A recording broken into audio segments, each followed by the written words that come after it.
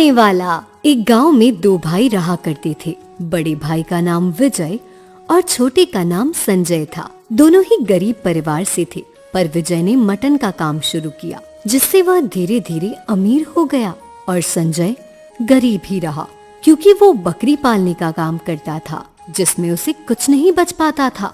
कई बार लोगों ने उसे समझाया भी कि वो भी अपने भाई की तरह मटन का काम कर ले तो उसे काफी फायदा होगा, पर उसने मना कर दिया। एक दिन की बात है, संजय बकरी चराकर लौट रहा होता है। तभी उसे विजय मिल जाता है और वो संजय से कहता है, और कैसे है हालचाल? तुझे देखकर लग नहीं रहा कि तेरे अच्छे होंगे हालचाल। क्यों भैया, मेरे अच्छे क्यों नहीं होंगे?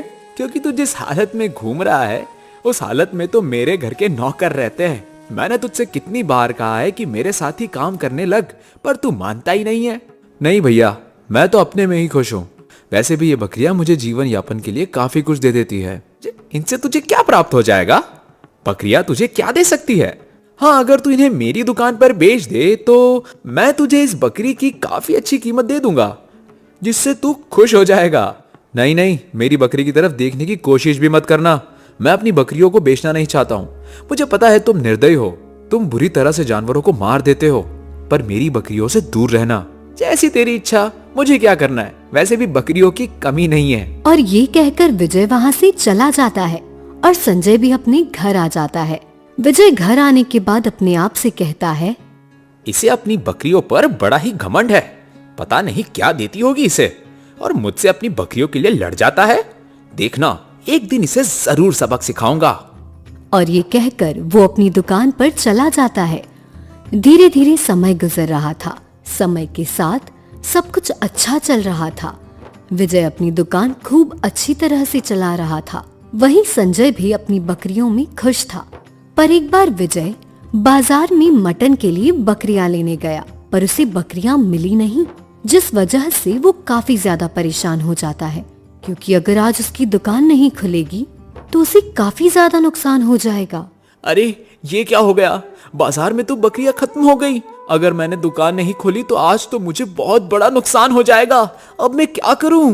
तभी उसे याद आता है कि उसके भाई के पास भी तो बकरियां हैं, पर उसे ये भी पता था कि वो उसे बकरियां देगा नहीं।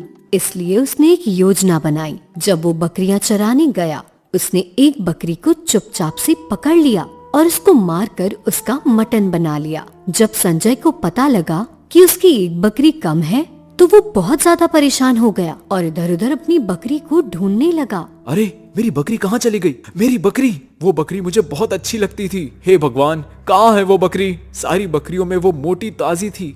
अब मैं क्या करूं? मुझे तो बहुत नुकसान हो गया। और ये कहकर वो काफी देर तक उस बकरी को ढूंढता है, पर उसे बकरी नहीं मिलती, जिस वजह से वो दुखी होकर घर पर आ जाता है और उसी बकरी के बारे में सोचता रहता है।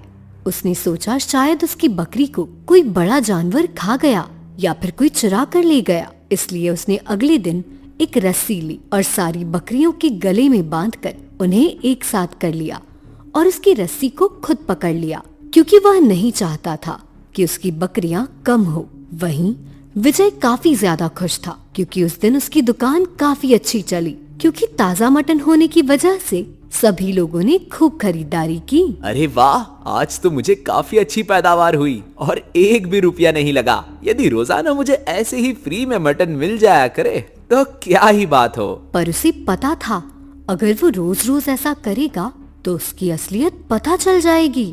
इसलिए उसने दूसरा उपाय खोजा। इसके बाद वो अपने काम में लग गया। धीरे धीरे समय गुजर रहा था, पर अचानक से गांव में एक बीमारी फैलने लगी। सभी को बुखार यानी कि डेंगू हो गया, जिस वजह से सभी गांव वाले बहुत ज्यादा परेशान थे और जिनके पास बकरियां थी उन्हीं से दूध ले रहे थे, क्योंकि बकरी का दूध इसमें काफी फायदेमंद होता है। इसलिए बकरी वालों की तो मौज हो गई थी, क्योंकि उनकी काफी अच्छी कमाई होने लगी थी। लोग उनके दूध को 2-3 हजार रुपए किलो में खरीद रहे थे। ये देखकर विजय भी काफी हैरान था। और एक दिन की बात है, विजय की तबीयत खराब हो जाती है और वो डॉक्टर के पास जाता है। डॉक्टर जी, देखिए तो पता नहीं क्या हो गया है, बुखार जा ही नहीं रहा है। क्या तुम्हें पता नहीं है आजकल पूरे गांव में डेंगू फैल गया है? लाओ चेकअप करता हूँ तुम्हारा। ठीक है, करिए। इसके बाद डॉक्टर चेकअप करता है और 1 घंटे बाद रिपोर्ट आ जाती है जिसमें पता लगता है कि विजय को भी डेंगू हो गया है। इसके बाद डॉक्टर उससे कहता है, सुनो, तुम्हें भी डेंगू हो गया है, तुम्हें अब कुछ दिन आराम करना पड़ेगा और मैं कुछ दवाइयाँ लिख दे रहा हूँ, इन्हें समय पर खाते रहना और बकरी का दूध कहीं से ले लेना। इसमें बकरी का दूध काफी फायदेमंद होता है। अगर तुम दूध पीते रहोगे तो तुम जल्दी ठीक हो जाओगे। ठीक है, जैसा आप कहोगे मैं वैसा ही करूँगा। इसके बाद विजय घर आ जाता है। घर पर आने के बाद वो सोचता है कि बकरी का दूध वो कहाँ से ले। तभी उसे याद आता है कि उसका भाई भी तो बकरी पालता है, उसे उसी के पास जाना चाहिए। और वो अपने भाई संजय के पास जाता है। विजय को इस तरह देखकर उसका भाई संजय उससे कहता है, क्या हुआ बड़े भैया, आप यहाँ पर क्यों आए? कुछ काम था क्या? हाँ संजय, मुझे तेरी बकरी का दूध चाहिए था क्योंकि मुझे डेंगू हो गया है। दूध? पर दूध तो खत्म हो गया है। पूरे गांव में डेंगू फैला है, इसी वजह से सभी लोग दूध ले रहे हैं। क्या तेरे पास बिल्कुल भी दूध नहीं बचा? नहीं भैया, अभी एक सेठ 5,000 रुपए में 1 किलो दूध लेकर गए। क्या 5,000 रुपए में 1 लीटर दूध? हाँ, आजकल बकरी के दूध की कीमत यही है और अगर ऐसा ही रहा तो आगे चलकर ये 10,000 हो जाएगी। ये सुनकर विजय का बुखार और ज्यादा बढ़ने लगा क्योंकि उसे नहीं पता था कि बकरी का दूध इतना महंगा हो सकता है। वो तो सोच रहा था कि बकरी का दूध 50 या 100 रुपए होगा। अरे ये क्या हुआ भैया, लगता है तुम्हारी तबीयत ज्यादा खराब हो गई है। आप यहीं बैठिए, मैं अभी कुछ ना कुछ करता हूँ। और ये कहकर वो अपनी बकरी को हरी घास खिलाता है और कुछ ही देर में उसकी बकरी थोड़ा सा दूध देती है, जिसके बाद वो उस दूध को विजय को दे देता है। विजय दूध पीता है तो उसे काफी अच्छा लगता है। इसके बाद वो संजय को पैसे देता है, पर संजय पैसे लेने से मना कर देता है और विजय से कहता है, अरे भैया, मैं आपसे पैसे कैसे ले सकता हूँ? आप तो मेरे बड़े भाई हैं। भले ही हम अलग अलग रहते हैं, पर इससे रिश्ता खत्म थोड़ी हो जाएगा। आप बड़े भाई ही रहेंगे। ये सुनकर विजय की आंखों में आंसू आ जाते हैं क्योंकि अब तक उसने उसके साथ काफी बुरा किया था। वो अपनी होशियारी में ज्यादा ही दम भरा करता था और आज वो अपनी होशियारी में ही बर्बाद हो गया क्योंकि डेंगू फैलने की वजह से कोई भी उसकी दुकान पर नहीं आ रहा था और वो खुद भी बीमार था, जिस वजह से उसकी दुकान भी बंद थी। अरे भैया, क्या हुआ? आपकी आंखों में आंसू क्यों आ गए? क्या मैंने कुछ गलत कह दिया? नहीं संजय, तुमने कुछ गलत नहीं कहा। गलत तो मैंने किया है। इसलिए आपने क्या गलत किया? तुम्हारी जो बकरी गायब हुई थी उसे मैंने ही चुराया था, क्योंकि उस दिन बाजार बंद था तो मैंने सोचा तुम्हारी बकरी चुराकर उसी का मटन बना लेता हूँ। क्या आपने मेरी बकरी को चुराया था? मुझे आपसे ये उम्मीद नहीं थी। पता है आपको, वो बकरी बहुत अच्छी थी। मुझे माफ कर दे संजय, मुझसे बहुत बड़ी भूल हो गई। मैं अपने लालच में अंधा हो गया, मुझे माफ कर दे। अपने बड़े भाई को माफी मांगता हुआ देखकर संजय ने कहा, कोई बात नहीं, आपको आपके किए की सजा मिल रही है। आप ये काम छोड़ दीजिए, इस काम में कुछ नहीं रखा है। आप कोई दूसरा अच्छा काम कर लीजिए ना। हाँ, तुम बिल्कुल ठीक कह रहे हो। मैं दूसरा काम ही डालूंगा क्योंकि मुझे पता लग गया है जो जैसा करता है उसे वैसा ही मिलता है। और ये कहकर विजय वहाँ से चला जाता है। विजय के जाने के बाद संजय बहुत खुश होता है कि उसका भाई सुधर गया है। इसके बाद वो रोजाना विजय के लिए दूध भेज दिया करता था और जब विजय पूरी तरह से ठीक हो गया तो उसने संजय को उसके पूरे रुपए दे दिए क्योंकि वो नहीं चाहता था कि संजय के पैसे मारे जाएं। इसके बाद उसने मटन का काम छोड़कर बकरियों का ही काम शुरू कर दिया। इसके बाद दोनों भाई मिलकर बकरी पालन किया करते थे और आराम से अपना जीवन गुजार रहे थे। इसी के साथ उन्होंने बकरियों का दूध काफी अच्छे दामों में बेचना शुरू कर दिया था, जिससे उन्हें काफी ज्यादा मुनाफा था और अब वो दोनों भाई आराम से अपनी जिंदगी साथ में गुजार रहे थे। भीमपुर गांव में आदिल चिकन बेचता था। पूरे गांव में चिकन की एक ही दुकान थी। सारे गांव वाले आदिल के पास ही चिकन लेने आया करते थे। आदिल भाई, 1 किलो चिकन दे दो। 15 मिनट रुकना होगा। अरे बाप रे, इतना टाइम लगेगा? दिखाई नहीं दे रहा है कितने लोग खड़े हैं चिकन लेने? थोड़ा इंतजार कर लो या फिर दूसरी जगह से जाके ले लो। ठीक है, मैं दूसरी दुकान से ही ले लूंगा। जा जा, कहाँ जाएगा, वापस यहीं आएगा। आदिल को पता था वो आदमी वापस यहीं आएगा। कुछ घंटों बाद वो आदमी वापस आया। यहाँ तो दूर दूर तक दूसरा चिकन वाला दिखाई नहीं दे रहा है। मेरे होते हुए दूसरा चिकन वाला होगा ही नहीं। मैं उसका धंधा चलने ही नहीं दूंगा। जल्दी बोलो, कितना किलो चिकन चाहिए? 1 किलो। ये लो 1 किलो चिकन, 200 रुपये हुए, पर ये तो 1 किलो का लग नहीं रहा है। ओ चिचा, अब तुम्हारा बहुत ज्यादा हो रहा है। पूरे गांव के लोग यहीं से चिकन ले जाते हैं, पर किसी ने वजन को लेकर कम ज्यादा नहीं कहा है आज तक। सुन बेटा, मैं तुझसे फ्री में चिकन नहीं ले रहा हूँ, पैसे दे रहा हूँ। मुझे फिर से वजन करके दिखा। कई बार बोलने के बाद भी आदिल चिकन का वजन नहीं करता है। आखिरकार विजय चिकन लेकर घर चला जाता है। अगर 1 किलो चिकन पे 50 रुपये ना कमाऊं तो मेरा चिकन की दुकान खोलने का फायदा क्या है? सुबह सुबह नींद हराम करके शहर से चिकन लाओ और बेचो। उसमें भी 1-2 ऐसे नमूने आ जाते हैं तो फिर मैं कमाऊंगा कैसे? आदिल ने वजन की मशीन में गड़बड़ कर रखी थी। हर 1 किलो में 100 ग्राम कम चिकन पड़ता था। ऐसे ही करके आदिल गांव वालों को लूट रहा था। ये लो 1 किलो चिकन है। क्या जी, लगता है चिकन का 1-2 पीस रास्ते में गिरा दिए हो। ये 1 किलो चिकन नहीं लग रहा है। तुम्हें भी ये 1 किलो चिकन नहीं लग रहा है ना? हाँ, 1 किलो चिकन नहीं लग रहा है। मैंने आदिल को कहा था 1 किलो चिकन नहीं लग रहा है, पर वो तो मुझसे झगड़ने लग गया, इसलिए मैं वहाँ से चला आया। पर ये तो गलत है ना, हमें गांव वालों को बताना होगा। आदिल कितने महीनों से गांव वालों को लूट रहा है। हाँ, गांव वालों को बताना तो होगा ही। विजय अपने पड़ोसी नंदू से मिला और उसे आदिल की लूटमारी के बारे में बताया। ये बात तो 3 महीने पहले से ही पता है और शायद गांव में सभी लोगों को पता है। क्या? तो कोई कुछ करता क्यों नहीं है? क्या करेंगे?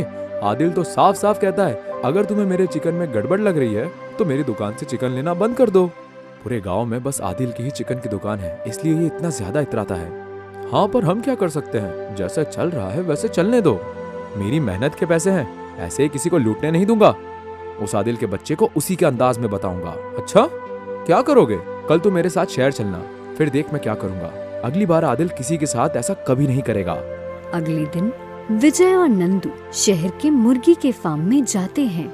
मैं समझ गया हम यहाँ क्यों आए हैं। अब हम भी मुर्गी खरीदेंगे और अपने गांव में सस्ते दाम में बेचेंगे, जिससे आदिल के पास कोई मुर्गी लेने नहीं आएगा और आदिल की दुकान बंद हो जाएगी। अच्छी सोच है, पर हम ये नहीं करेंगे। तभी फार्म हाउस का मालिक आया। कितनी मुर्गी चाहिए? हमें 1 बड़ी मुर्गी और मुर्गी के 20 बच्चे चाहिए। ठीक है, अभी देता हूँ। मुर्गियों के बच्चों के साथ हम क्या करेंगे विजय? तू बस देखते जा।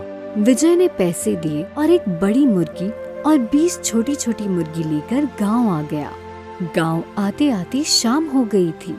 हे भगवान, आपने इतनी सारी मुर्गी के बच्चे क्यों खरीदे? आदिल को सबक सिखाने के लिए मैं और नंदू पूरी रात घर के पीछे ही हैं। हमारा खाना वहीं दे देना। विजय ने अपने घर के पीछे सारी मुर्गियां रखी थी। हम इतने सारे चूजों का क्या करने वाले हैं? तू जाके साइकिल वाले से हवा भरने का पंप लेके आ। ठीक है। नंदू हवा भरने का पंप ले आया। विजय ने मुर्गी के चूजों के मुंह में पाइप डाला और हवा भरने लगा। हवा भरने से चूजों का साइज बड़ा हो गया। ऐसे ही एक एक करके विजय ने सभी चूजों में हवा भर दी। अब हर चूजे 2 से 3 किलो की मुर्गी लग रही थी। ऐसा क्यों किया विजय? देखता जा, तुझे कल समझ आएगा। अगली सुबह विजय और नंदू हवा भरे हुए चूजों को लेकर आदिल के पास जाते हैं। इतनी बड़ी मुर्गी कहाँ से लाई ये लोग? अरे विजय भाई। हाँ आदिल, जल्दी बोलो, क्या काम है? ये मुर्गियाँ मुझे शहर में बेचने जानी है। अरे रुको जरा, इतनी भी क्या जल्दी है? इतनी बड़ी बड़ी मुर्गियाँ कहाँ से लाए हो ये तो बता दो। क्या बताऊँ आदिल, मेरे साले ने मुझसे पैसे ले लिए, अब मुझे देने का नाम नहीं ले रहा है, इसलिए मैंने उसके फार्म से 100 मुर्गियाँ उठा ली। 79 तो कल ही बेच दी, अब बस 21 बची है, इन्हें भी बेच दूंगा, फिर मेरे पैसे वसूल हो जाएंगे। क्या फार्म है? गलत आदमी से झगड़ा कर लिया मैंने, इससे तो मुझे बहुत फायदा हो सकता है। विजय भाई, एक काम करो, ये मुर्गियाँ आप मुझे बेच दो, मैं किलो के हिसाब से पैसे दे दूंगा। कहाँ आप शहर जाकर बेचोगे? रास्ते में कोई मुर्गी मर गई तो उल्टा नुकसान हो जाएगा। विजय बात तो सही बोल रहा है, क्यों ना हम इसे ही दे दे? ठीक है, तो लाओ सब तोलता हूँ। देख आदिल, मुझे बाहर जाना है, तू एक काम कर, 1 मुर्गी मैं 300 के हिसाब से बेचूंगा, तुझे चाहिए तो ले ले। कितना बेवकूफ है, 1 मुर्गी वैसे भी 2 किलो के ऊपर दिखाई दे रही है। 20 चूजे विजय ने 300 के हिसाब से आदिल को बेच दिए।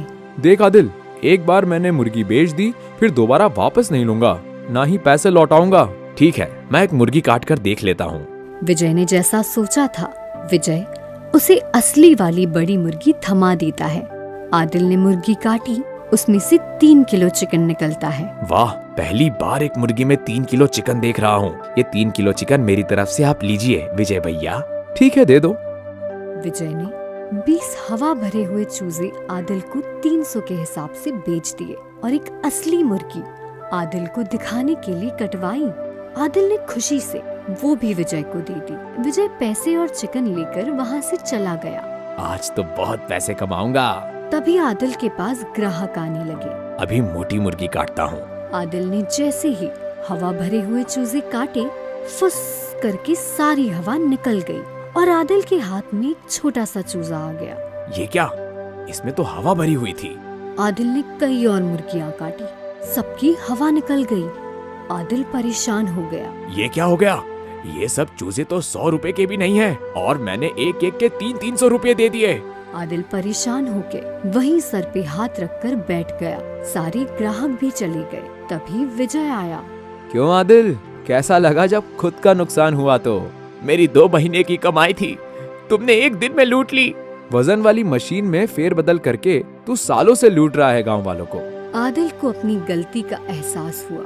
उसने गांव वालों से माफी मांगी और विजय ने भी आदिल का पैसा वापस कर दिया। अब से आदिल कभी भी बेईमानी से पैसे नहीं कमाता है। इस तरह विजय ने आदिल को सही रास्ता दिखाया। कहते हैं ना, घी निकालने के लिए उंगली टेढ़ी करनी ही पड़ती है।